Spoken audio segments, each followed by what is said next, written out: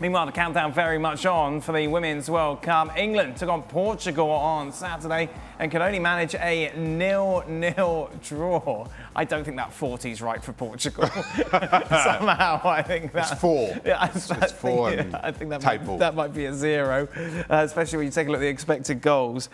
This is a concern, isn't it, Jules? England not being able to score goals? Yes, that's right. Although they had the chances, they hit the woodwork twice, but they didn't score in this game. They didn't score in the last game against Australia where they lost 2-0. And if you remember the game before that, the Finalissima against Brazil, they had a decent first half and then were completely dominated in the second half, ended up winning on penalties after the 1-1 draw. But those last 3 games were not convincing at all. It was a bit disappointing. It was a bit underwhelming tonight. There's a few question marks around that team, and the biggest one, I guess, is who's going to play centre forward in the World Cup. Rachel Daly, who has been really good in the WSL with Aston Villa. She scored 30 goals in 30 games this season, on fire for a former left back because she played as left back at the Euros when England won it. This time she started up front ahead of Alicia Russo, for example, and it didn't really work out. So for Wigman, I think maybe he's going back to the drawing board and who she picks as a number 9, because that would be the key for England. They can play well at times, they create chances, but if they can't score, they will face a very difficult World Cup. And I think tonight, which was the last friendly or preparation game, if you want, there will be another one in Australia behind closed doors. But tonight was really a big one, the last one in England, of course, before going away to Australia. And that was not good enough offensively, especially in that number 9 position from England. No, certainly not. England's first game is July 22nd, Jules. You look at it, is it win or bust, considering the expectations as they go in as European champions? I think there is a lot of pressure. I think the preparation and the last few weeks have been difficult because they've lost some key players, Leah Williamson especially, of course.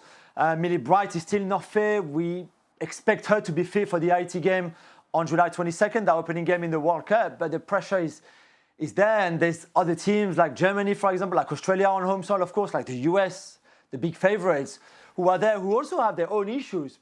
But from an England point of view, compared to before the Euros, where everything was perfect, the green lights were everywhere, this time, not just on the form that we just mentioned and on the question marks in the starting 11, but also the injuries, also the lack of confidence on some of those players, and the fact that they haven't been great in the last 3 games. So, yeah, I think the expectations will be even bigger when they start the World Cup in Australia because of all those issues there and there within the squad and around the squads. I think they're good enough and they're strong enough to respond and to do well. And especially if they can build momentum in the group stage, then they will arrive in the knockout stages in a very different position. And you're not going to sleep, George. You're going, aren't you?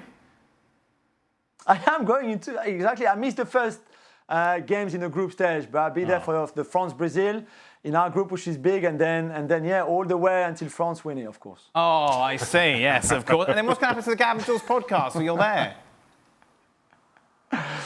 Well, I think I might be there on Zoom, and Gab will be in London because, as you know, Gab and the Women's World Cup, not really his thing. So one of us has to go, and that was always going to be me.